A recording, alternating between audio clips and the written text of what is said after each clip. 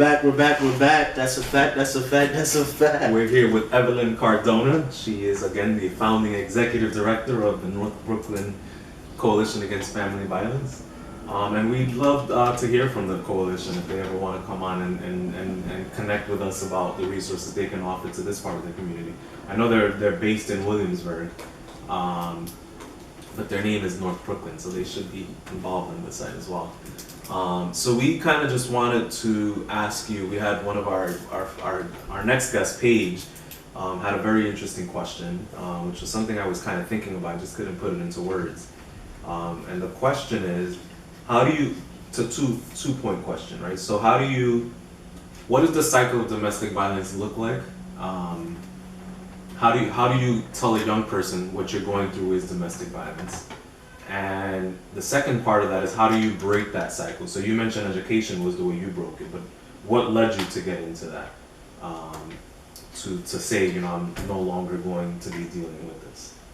I just didn't want to be dependent on a man. I didn't know he had put me in the hospital several times, but I didn't know I was a victim of domestic violence. I found out I was a victim after I was in college, after I had already broken away from him. I found out when I had to do my internship, and I wanted to work for ACS, and I ended up working for Los Sures, social services, Robin Sirota, and she's like, well, what do you want to do? And she set me up to an apartment.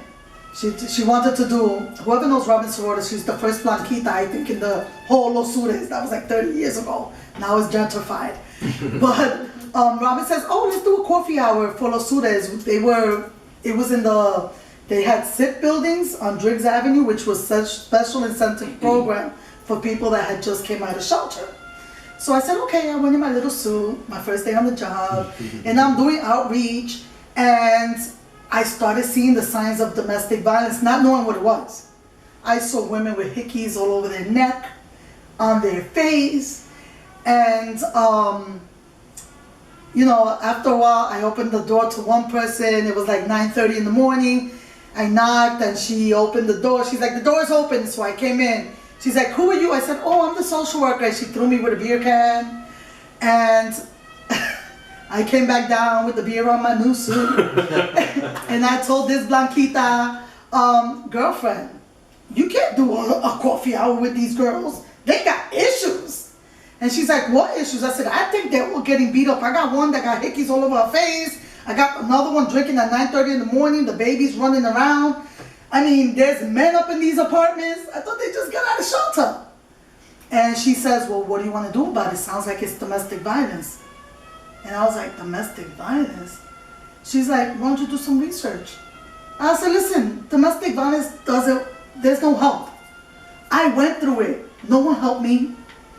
And I went through it for 8 years. She's like, okay, so this is your internship. Go take a stand. And wow. I was like, okay. And to this day, she's my mentor. She's still in Los Sures. She's one of the board members of the coalition. And I went to victim services. And, I was a kid. I was like 22 years old, dumb kid. I sat down. I had a meeting with Fran Anastasi. You think I was smart enough to read her curriculum?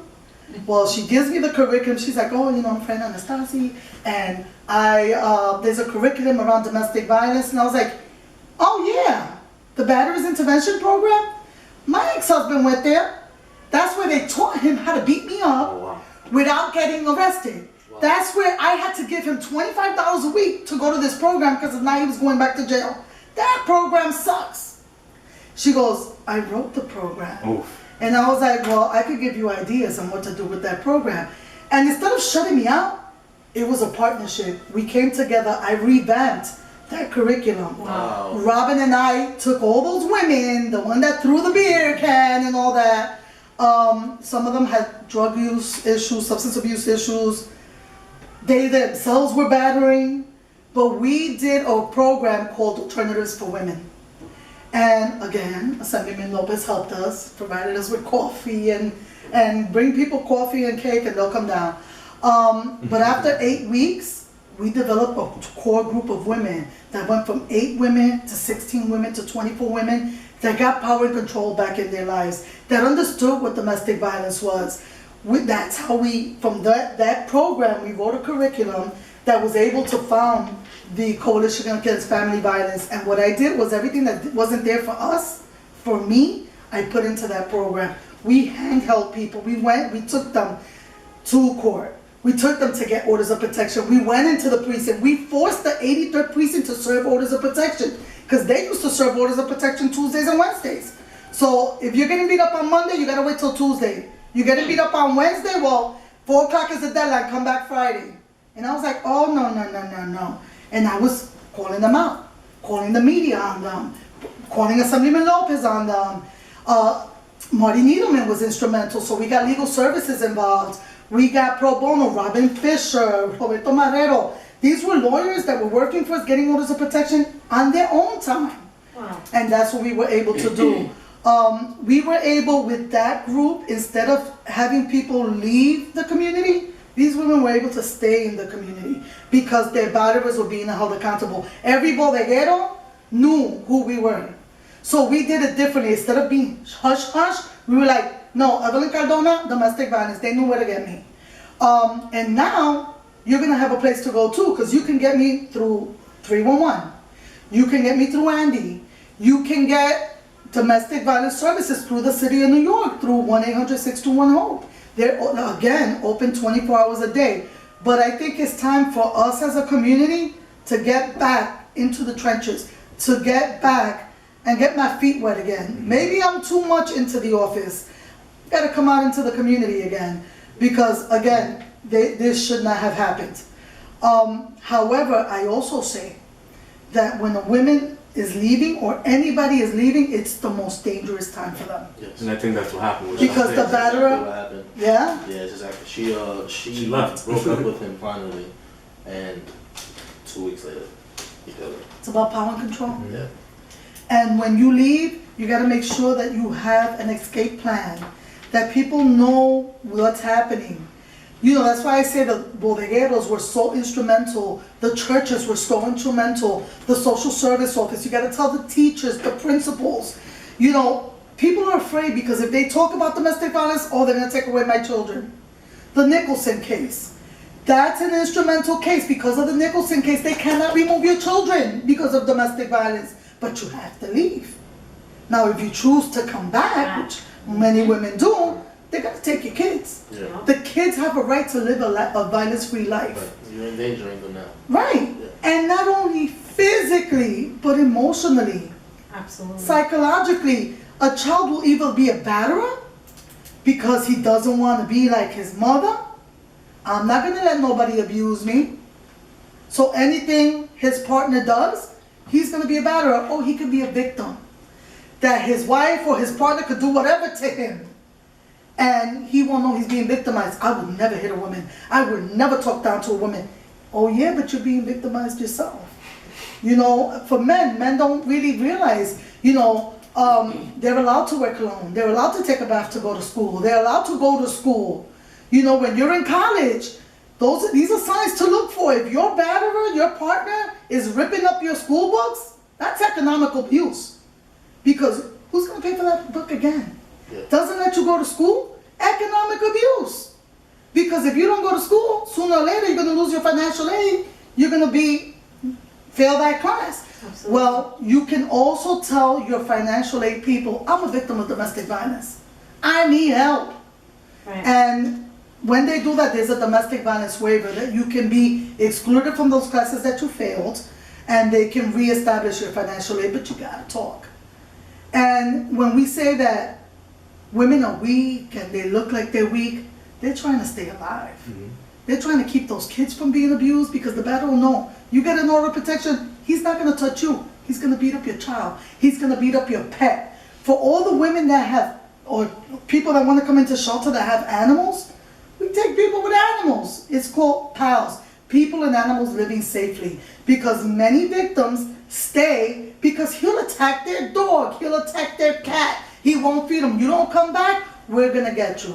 I had a case where we couldn't get this guy. He climbed in through the window, killed her parakeet. Oh my God. He got more time for killing her parakeet than for beating her.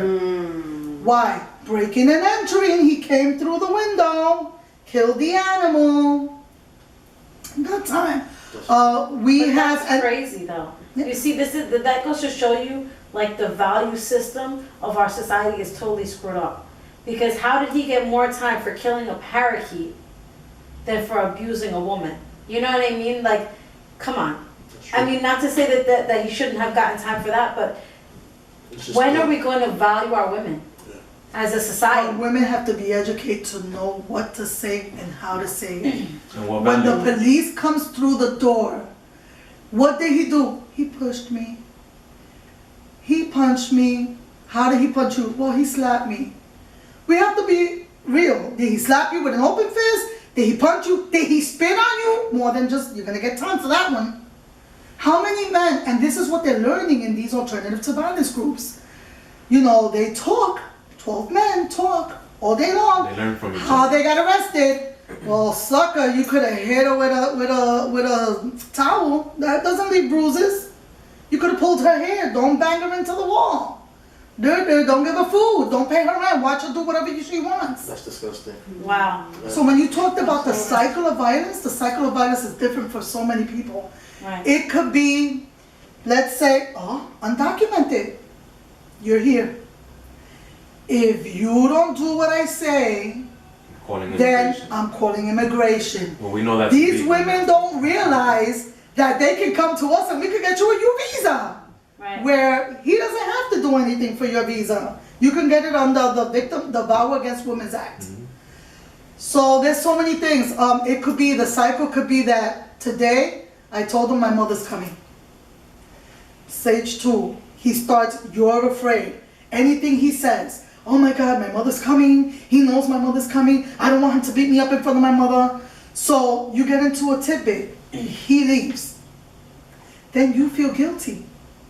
I caused it. It's my fault. If I wouldn't have been like that, he wouldn't have left. If I wouldn't have brought my mother, he wouldn't have left. Meanwhile, why can't you be around your be mom. around your mom? That's total isolation. Right. Or it can be him saying, you know what, I'm not paying the rent. See how you're going to get the rent. And he leaves. That could be the acute incident. And it goes on and on. Many women become suicidal. You know, people think that it's only about hitting. It's not about hitting. The mental abuse is worse. Right? The same abuse, it could be sexual, it could be emotional. It escalates to the point that emotional abuse, you kill yourself. Or you're in a mental institution, you're not the same person, you lost your kids, you lost your job, you lost your family. Absolutely. Or you commit suicide. Or you kill him, you're behind bars now. And you have no proof.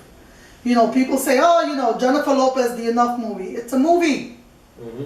You know, who gets in 3 or 6 weeks, becomes a black belt and kills a man. Yeah. And then becomes an expert on electricity too. You can't kill your man and get away with it. You know, you will be in jail for murder. Right. You know, that's excessive use of power. You know, but you can get away. We don't educate women to go out there and get even. It's not about getting even. It's about being able to hold your head up high and walk away and start your life over again. There's programs, there's housing, and most importantly, the kids need support. Because if not, they're going to resent you for it. So before we wrap up this interview, can you tell our viewers more where exactly they can go to find this help? Right now, I was going to give you a whole bunch of numbers, but something really easy to remember is 311. If you call 311, They'll refer you. just tell them, I'm a victim of domestic violence and I need help now. Walk into your precinct. If they don't want to help you, call 311 and make a report on them. 1-800-621-HOPE is the New York State Domestic Violence Hotline. You can go anywhere in the United States and, you know, you can go to Hawaii, start your life over again. But I recommend just get help, get out, and just build up little by little. This is not your fault. I just want to have one final question, I guess, just because I think we spoke about it from the woman's perspective for a lot, but what advice would you give men who, I often hear men say, she made me hit her. or she got under my skin and so I reacted. What advice do you have for a man who's in a If your situation? boss gets under your skin, would you knock your boss out? Right. Well, I think part of If the a problem is cop- they're in, usually in private, right? Right. Situations, so. If a cop stops you, Depends. if you're stop, well, normally, but if a cop stops you, you're not gonna